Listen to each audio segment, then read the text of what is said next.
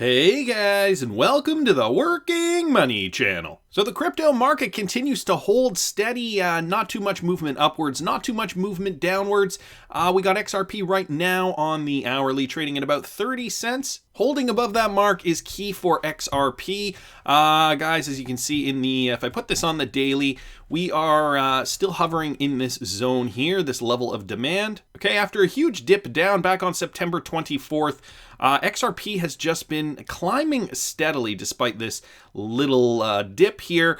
But overall, you can see the trend is moving upward, guys. This on the daily once again. I think more movement in the crypto space will indeed help XRP get back up into the 40s and beyond. But I got a lot to talk about today. First, let's talk about this. XRP isn't owned by Ripple despite it holding a lot of it, says Brad Garlinghouse. And that isn't even the most interesting part of this article. To me, the headline of this should have been Brad Garlinghouse bullish on stablecoins. Well, okay, maybe not bullish on stablecoins, but Brad Garlinghouse certainly has a lot of positive things to say about stablecoins. So he was apparently on another podcast, a podcast with Chris Brummer, discussing all the typical stuff, XRP, Ripple, so on and so forth. But then it gets into stablecoins. Garlinghouse went on to address the new trend of stablecoins that has caught the crypto community's attention, like Bitcoin. So he was talking about Bitcoin, how he's bullish on Bitcoin. Garlinghouse said that he is bullish on stablecoins, adding that these coins had exceeded his expectations. I think stablecoins are definitely here to stay, he says. However, he also pointed out that it wouldn't change anything, as one would still require interoperability, and this is the point that Brad always hits home with Ripple. It doesn't matter what coin you have or what coin you're exchanging. Essentially, what Ripple wants to hit home is the fact that their technology is interoperable with many of the currencies out there, whether it's cryptocurrencies or fiat currencies, it doesn't matter. The interoperability is the key point. So Garlinghouse concluded by saying that he envisions a future where more interoperable networks would allow seamless money movement at remarkably low costs but extremely high speeds. He went on to say, and I think there are so many examples of that, I think unlocks value for customers, for businesses, and really accelerates global commerce. So the stablecoin movement, even catching Brad Garlinghouse by surprise. Of course, Brad already knows that the world doesn't really need stablecoins in order for Ripple technology to work, but that's a good problem to have. I think he's seeing the industry not realizing this. He sees the industry going crypto, but their version of going crypto, like we've heard with JPM or even Facebook's Libra, is that, well, we need to have a cryptocurrency that is stable and that kind of essentially replaces fiat, basically a digital copy of that fiat, where Brad gets the fact that that isn't really needed, at least with regards to Ripple's system, because Ripple is interoperable, so it can convert Bitcoin to USD or yen to Ethereum. It doesn't really matter. So I feel like he feels like this stablecoin step is essentially redundant. Nevertheless, he is surprised that stablecoins have done as well as they have.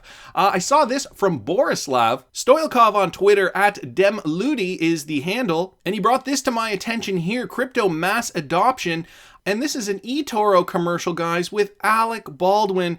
Right at the beginning of the commercial, he's writing, "Can I pay my babysitter with Bitcoin?" Guys, this is becoming more and more prominent. Once you start to see advertisements with real A-list celebrities in the space, you know that these companies are not effing around. Okay, the crypto revolution is on the horizon, and guys, it's only a matter of time before we engage into cryptocurrency market mayhem. Okay, these are great signs. They wouldn't be hiring Alec Baldwin for who knows how much. I mean, he's not cheap to get into your commercials, unless they really planned on this thing really taking off. So I thought that was kind of interesting there. Ripple's DLT to replace CAFIS, or CAFIS, as MoneyTap partners with PayPay.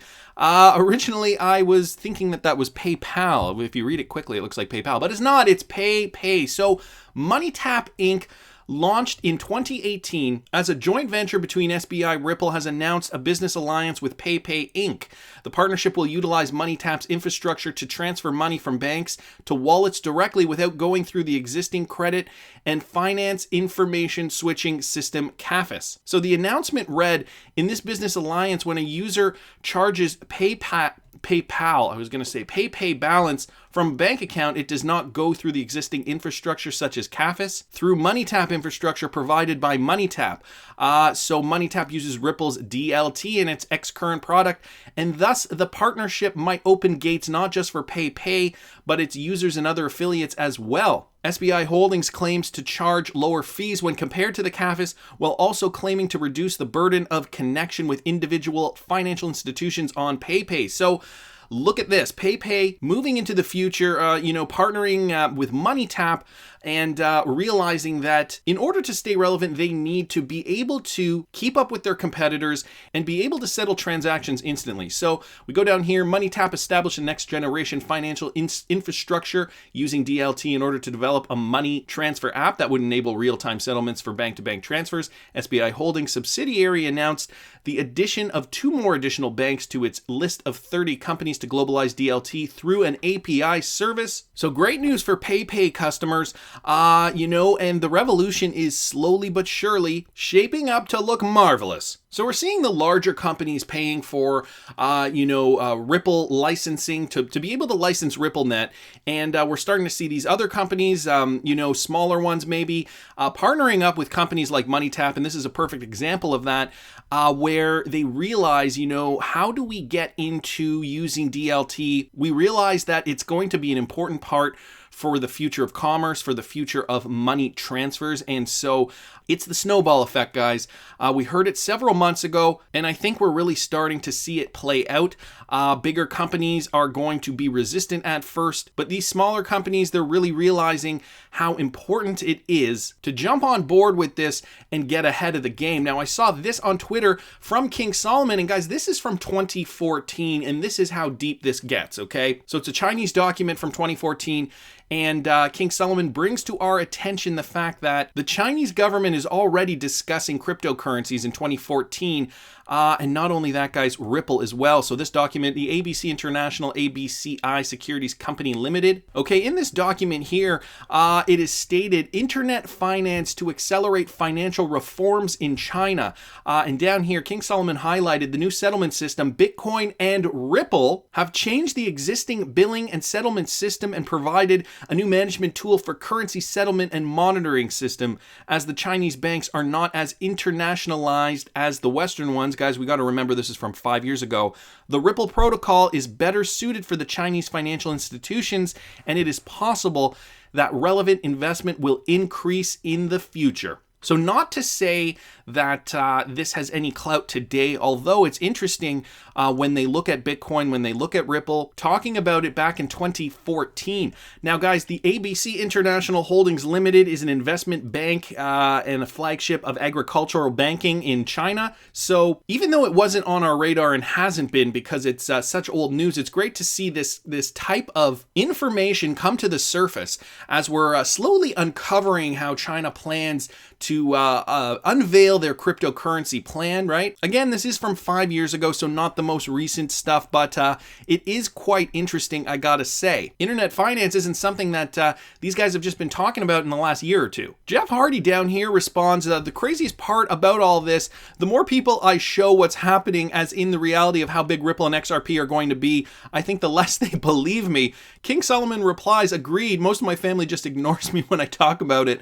The one dude that I got to buy XRP listens, but I'm pretty sure he thinks that I've gone off the deep end. So I thought this was a great post from King Solomon yesterday. Thanks so much, King Solomon, for posting that. And finally, guys, I had to bring your attention to this. Henry Holdings at Mike_XRP_money on Twitter.